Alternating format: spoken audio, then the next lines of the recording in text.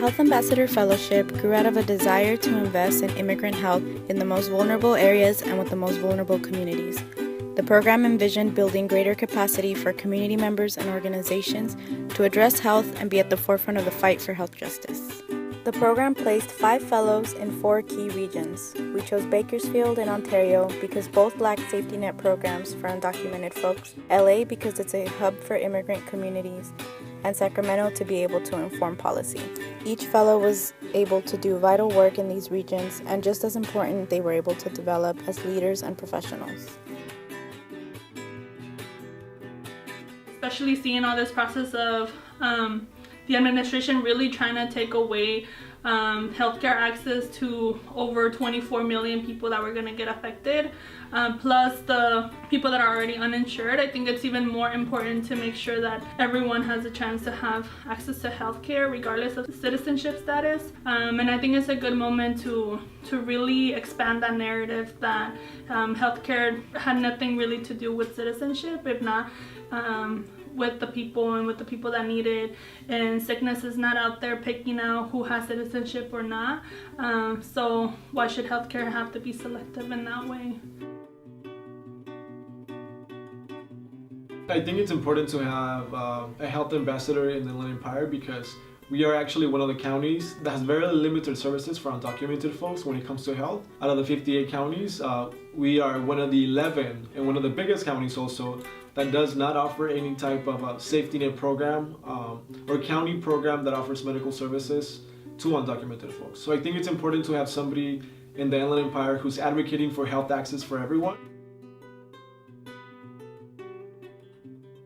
So for me during the fellowship, I think I'm working on it right now, and that is creating a mental health list for the state of California, like what resources are available for folks that are in need of like mental health resources, specifically with the political climate that we have right now. There's a lot of anxiety, panic, even like coming from personal experience, and how we can help support and bring out those resources to the community that needs it. So to me, that's the most impactful work that I'm doing right now, being able to create that list that would be able to go out to the community, to share with the community, to be able to access those resources.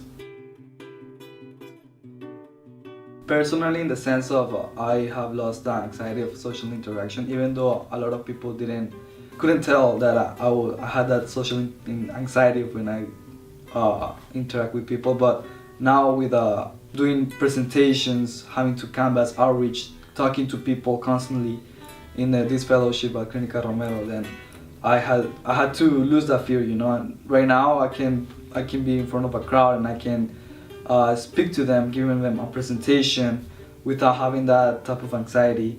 And I think that's really cool. I developed my public speaking skills. My favorite part of Health Ambassadors is I felt welcomed and I felt like I've been around, I feel like my second family, and it's a diverse group of people and we're all in it in the same thing together. This program has made me really happy just being part of it. I'm really thankful and grateful.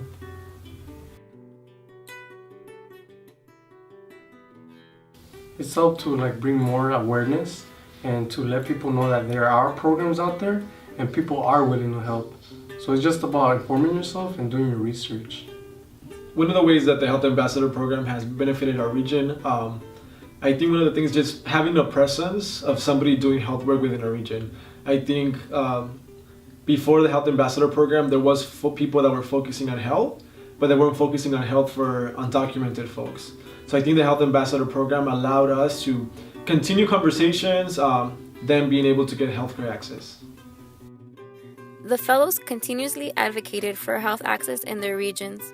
They grew in their agency to enact change, and most importantly, led from a place of a lived experience. From community presentations to speaking on panels, organizing events, and overall building community with one another, the fellows have and will continue to fearlessly advocate for health justice.